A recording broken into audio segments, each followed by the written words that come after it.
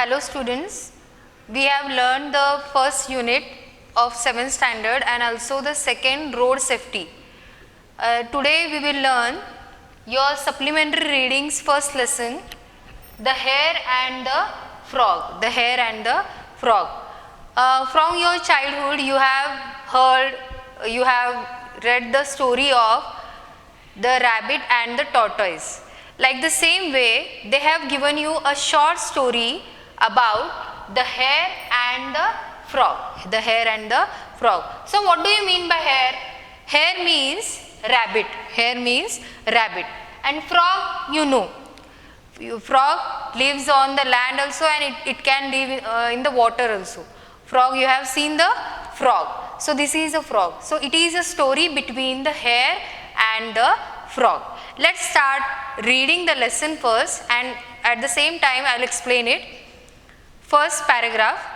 Once upon a time, a big green frog fell into a deep hole.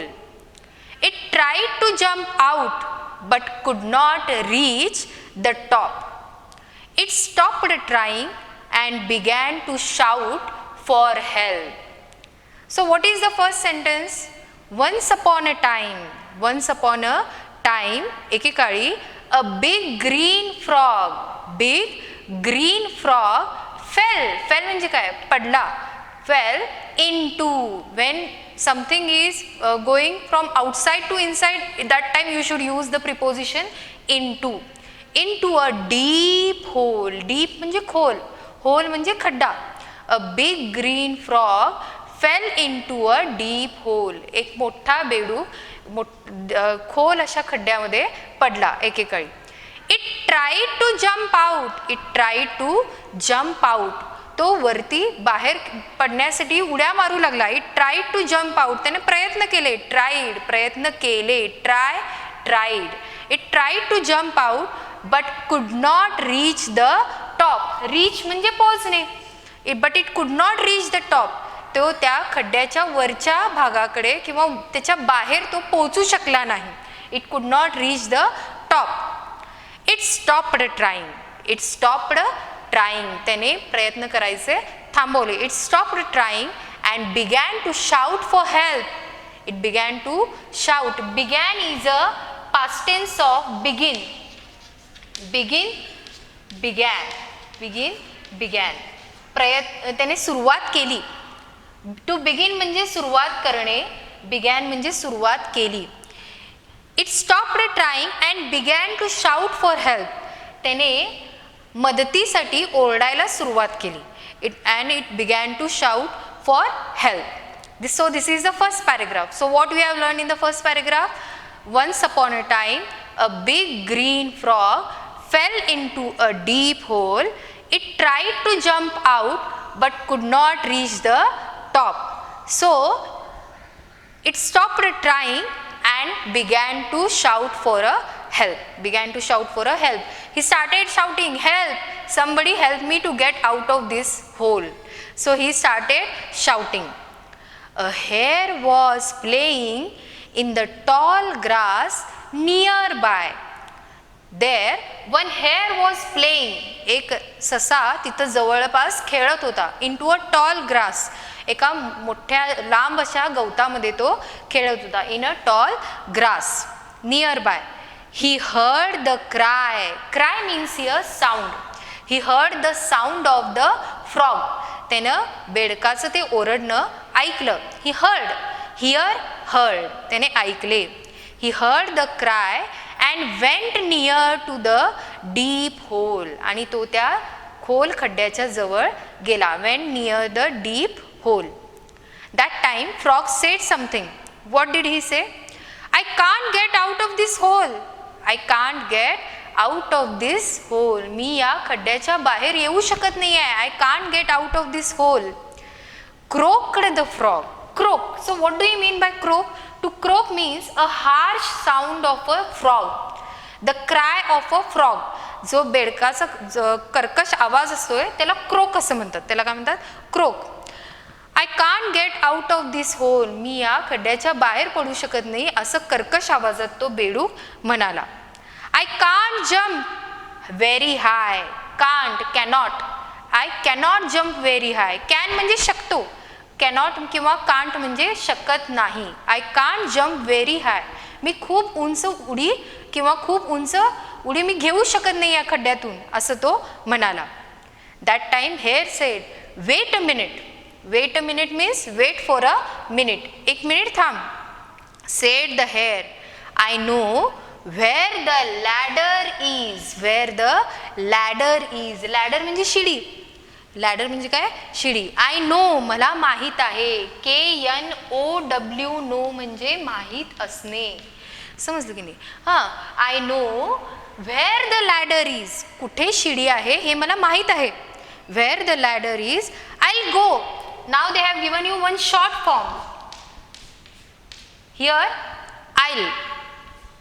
In pronunciation you should say I'll, and its full form is I will. I'll go, मी जाईन, future tense. I'll go and bring it. I'll go and bring it. मी जाईन आणि ती शिडी घेऊन येईल. Bring it. Then you can use the ladder and get out. Then you can use the ladder. मग तू शिडीचा वापर कर and you can get out of this hole. आणि या खड्ड्याच्या बाहेर तू येऊ शकतोस, असं तो म्हणाला. Thank you, croaked the frog. I'll wait. Once again he said, I'll wait. मी आता वाट पाहीन. धन्यवाद. हां, thank you, croaked the frog. I'll wait. मी वाट पाहीन. The hare ran off to fetch a ladder. To fetch means to bring. He ran. The hare ran to fetch a ladder. ससा पळत गेला ती शिडी आणण्यासाठी. To fetch a ladder. When he came back with the ladder, जेव्हा तो शिडी घेऊन आला, when he came back with the ladder, he saw the frog sitting outside the hole. What did he see? He saw the frog sitting outside the hole. Earlier the frog was inside the hole, but now the frog was sitting outside the hole. आता तो बेडूक कुठे काय दिसलं त्याला? तो बेडूक त्या खड्ड्याच्या बाहेर बसलेला दिसला. जेव्हा त्याने शिडी आणली त्या सशाने, त्यावेळी त्याला तो बेडूक बाहेर बसलेला दिसला. Oh, said the hare. Oh, you have done it. तू तर ते केलेलं आहेस, तू खड्ड्याच्या बाहेर पडलेला आहेस. You have done it. I thought, मी विचार केला. Think, thought. I thought you couldn't get out by yourself. तू स्वतः, युअर सेल्फ म्हणजे तू स्वतः. You couldn't get out by yourself. तू स्वतः त्या खड्ड्यातून बाहेर पडशील असं मला वाटलं नव्हतं, असं त्यानं म्हणाला. I thought so too. That time frog said, I thought so too. मी सुद्धा तसाच विचार केला होता, असं तो बेडूक म्हणाला. तर croaked the frog. But what happen? But a snake came into the hole. Who came into the hole? A snake came into the hole. Snake म्हणजे साप. त्या खड्ड्यामध्ये कोण आला? Snake. And snakes eat frogs and mouse. So a snake came into the hole and I just had to get out. I just had to get out of the hole. आणि त्या खड्ड्यामध्ये एक साप आला आणि मला बाहेर यावंच लागलं. I just had to get out. So I did. आणि मी ते केलं. मी खड्ड्यातून बाहेर उंच उडी मारली आणि बाहेर आलो. अदरवाईज नाहीतर काय झालं असतं?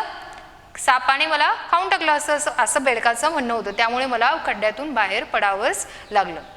मग that in the last line they have given you the moral of the story. You do not know what you can do till you have to. You do not know. तुम्हाला माहीत नसतंय. What you can do, तुम्ही काय करू शकता. What capabilities और what capacities you have, you don't know. You have the abilities, you have the talent.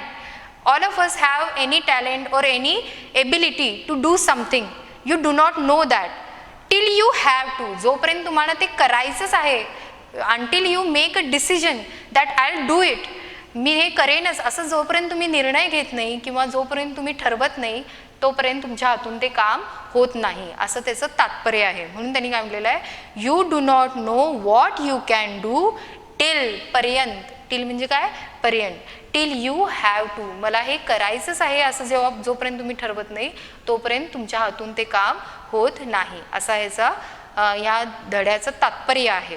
त्यामुळे आता तुम्ही तुमच्या वहीमध्ये हे सगळे शब्द लिहून ठेवायचे आहेत आणि हा धडा मोठ्याने घरी वाचायचा आहे. धन्यवाद.